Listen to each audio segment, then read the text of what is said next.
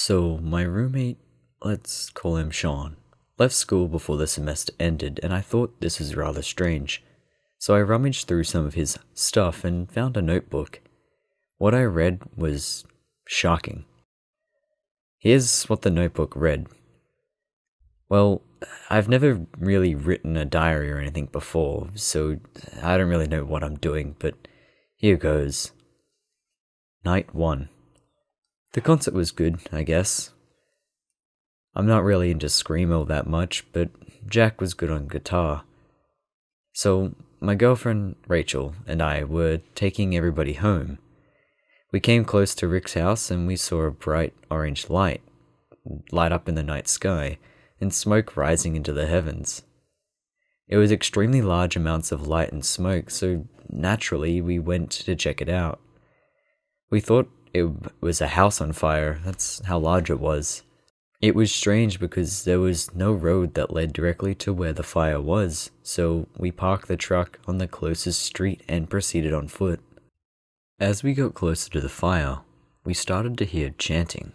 We couldn't tell what the chanting was saying, but it was deep and loud. I'm not sure why I got as close as I did, maybe to impress Rachel, but the point is I got close, too close. Every person chanting was surrounding the fire in a large circle, and they all appeared to be wearing the same robes, like a monk's. Anyway, I was at least less than 100 feet away from them. I held my phone up so that I could take a picture, but before I could take the photo, one of the men saw me, and in an instant, all of them were glaring at me. Their hoods darkened their faces. Instinctively, I took off running and ran back to the truck and yelled, "Drive!" Immediately, Rachel floored it and we took off. They asked me what happened and I told them that I thought they saw me. It was quite the scare, but I wasn't too worried. It's not like they know where I live. I went home that night and at about 1 in the morning I decided to hit the hay. And this is where it began. I had a terrible nightmare. It wasn't anything gruesome or disgusting. It was just shocking. All it was just someone in a cloak, like the ones I saw, the people by the fire. And what I saw was this man in the cloak, and all he did was stand there and stare. I couldn't make out any features of his face, just his eyes. They were pitch black, piercing, like they were staring straight into my soul. And I didn't sleep for the rest of the night. Night 2. I had the same dream as last night. It was just longer this time. I felt like I wanted to wake up, but couldn't. It was like this man had me trapped here. Night 3. I don't want to sleep tonight. I can't stand to have that dream again. I've been looking over my shoulder all day. Maybe I'll just drink some Red Bull and watch a marathon of Top Gear.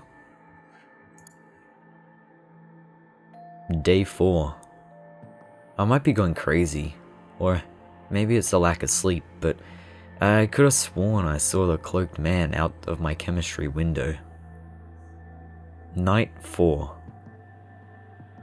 I had tried to stay awake again tonight, but just couldn't. The lack of sleep got to me and I passed out. The dream was worse than ever. Same dream, same cloaked man. Just this time, there was a high-pitched squeak going on the whole time. And every once in a while, a deep laugh would arise, and then fall as quickly as it had come. I can't take much more of this, and Luke is no help, since he's home for the long weekend. Night 5. I decided to have Rachel stay with me tonight. I don't want to face this alone. Once again, same dream. Same man, same high-pitched squeak. Except this time, the laugh was louder and more frequent. I feel like this is from some Freddy Krueger shit. Day 6. I saw him again. He was in the motherfucking reflection of my bathroom mirror. I looked behind me and he wasn't there. God, I don't know how much I can take of this. Night 6. Luke's back and I told him what had been happening. and he just told me to relax, that I'm overreacting. He's probably right, but why can't I shake this nightmare? Day 7. I saw him again today. He was across the street from me, just glaring. I know he was there because I stared back at him for a good 20 seconds. I think they're after me. They're gonna kill me. Night 7. I actually didn't have the dream tonight. It was worse. I awoke with a jolt in the middle of the night. I can't remember why, but what I saw nearly gave me a heart attack. I glanced at the window and there, standing in the window, was the fucking cloaked man. I looked away in fright, and when I looked back, he was gone. I have to get out of here. I'm going home. I can't stay here anymore. Day 8. I packed the majority of my things. I'll leave the dresser here for Luke. Give him more space. I hope that maybe this trip back home will fix me. I think I just need to get away. The night.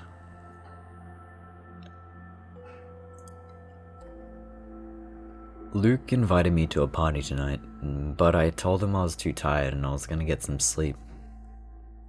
I wish I went to that party.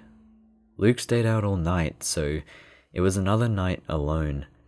The dream came back and it was just as bad as before. Like last night, I woke up in the middle of the night and looked out the window, and thankfully there was nobody there. I jolted in fright when there was a hard, frequent and frantic knocking at my door. I looked through the peer hole and I saw Rachel knocking and banging, screaming for me to help. I opened the door and he was fucking standing there. I was paralyzed with fright. Sorry if this seems really descriptive, but I'll never forget that image in my head. He glared at me with his dark, piercing eyes, and for what seemed like an eternity. Then, in an instant, he released a horrible, blood-curdling scream and lunged at me, and then I blacked out. I woke up on the floor of my dorm room with the door wide open, and a crowd gathered around me, and go fucking figure, there he was, in the back of the crowd, glaring at me. Fuck this, I'm grabbing my things and leaving for home. Fuck this, I just can't take it anymore. That is the end of the notebook. This is Luke speaking again, and after I read over this a couple times, I decided to do some research on this cult. I found nothing, but what I can tell you, what has happened since the incident, and what I've determined, well, Rachel went back home as well. I guess she's not with Sean anymore, but there is a good reason for that. Sean never made it back home. For some godforsaken reason, he jumped in front of a moving train and killed himself the night before he was supposed to get back home. I think this plan of escaping the cloaked man didn't work and he just couldn't take it anymore. Here's what I've determined on the whole situation. There was no cult. I talked to Rachel and the others about the fire and they said that it wasn't chanting that they heard, it was singing. They also said that they didn't get close enough to tell, but they could see anyone around the fire. They also said that they couldn't get close enough to tell, but they said they couldn't see anyone around the fire. So, I think that they were all figments of Sean's imagination. Maybe something happened to him in his childhood that sparked his mind to think up this disturbing cult. I'm not the best at my research, so maybe I missed some key information about this cult. Any info you might have on this cult would be greatly appreciated, and on a side note, I'm pretty sure I saw the cloaked man in the hallway while I was getting a drink. Maybe Sean's notebook is getting to me. Well guys, that was The Cult, a creepypasta that, well, goes over, what was it? 8 days, 8 nights. and details this so-called cult that apparently is not real, but based on the ending might be real. I don't know. But I mean, all that aside, it was pretty well written. It's kind of creepy based on the fact of like the whole dark horror with the cult and things like that. I don't know really what to say, but I enjoyed reading this. I want to see what you guys liked. If you like it, leave a like. If you dislike it, dislike it. Subscribe to this channel. Hit the bell to get notified. You can join my Discord. The link to do so is in the description below. It's free to do. May as well, right? Share this video around to give your friends a scare. And as always, thank you so much for watching.